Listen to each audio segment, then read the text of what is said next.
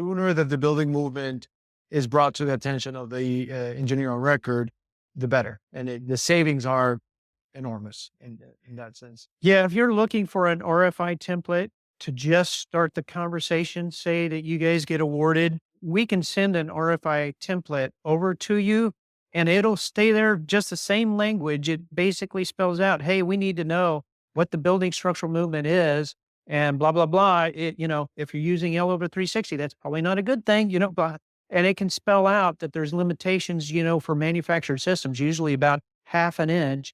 And we can kind of guide that process early on.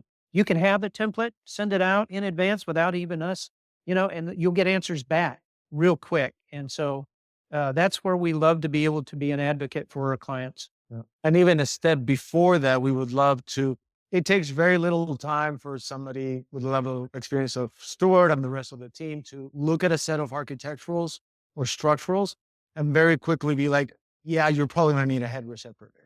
Yeah. Or, oh no, it's all like precast concrete tilt up panels. You're good. It's just a punched opening. You don't need to worry about head receptors.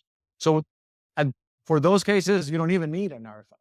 We can give you a thumbs up saying we're quite confident that you can proceed without the RFI, the head receptors, and that whole discussion. Changing the load values. So I'm assuming that is, deflections after being too conservative. Yeah. So a lot of times in our process that we go through with the RFIs, usually they'll come back and they'll say, it's this. and it's almost like it's a pat answer.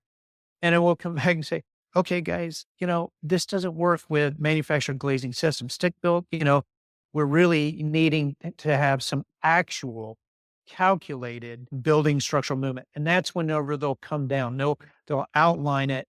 They'll say, okay, over in this section, it's 1/4 of an inch. Over here, it's really about 3/4 of an inch. Over here, it's a 1/2 an inch, And so they get more detailed about it. They will come down.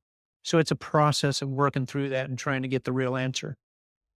Yeah. Now, if the question was regarding wind load, we do sometimes, some structural drawings do have the wind load pressures listed on the structural drawings. We do go through and compare those with what we have calculated in-house.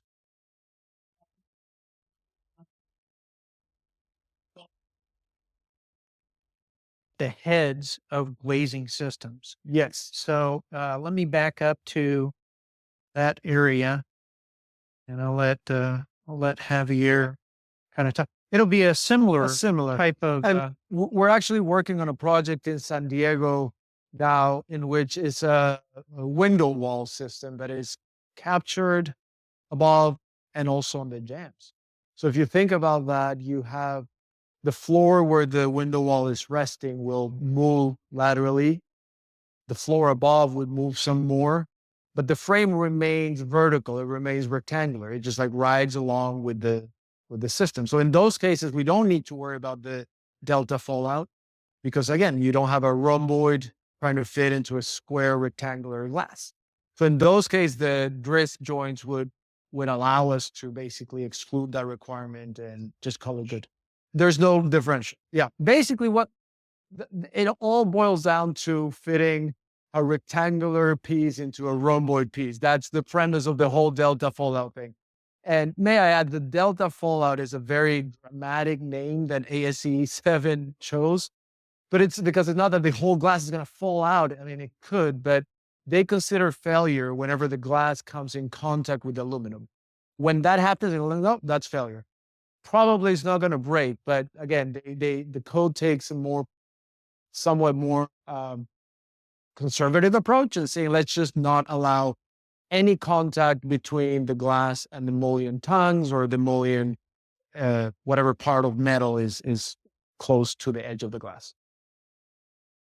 I will say that, in the testing, the lateral shake testing that they do, you can actually get a lot more out of a system than you can by any calculations or anything like that, because there's a lot more redundancies built into the system, and it can actually contact glass, not break the glass. I've seen tests where it's just the glass is almost coming out of the thing, And it's a miracle that it's, actually staying together.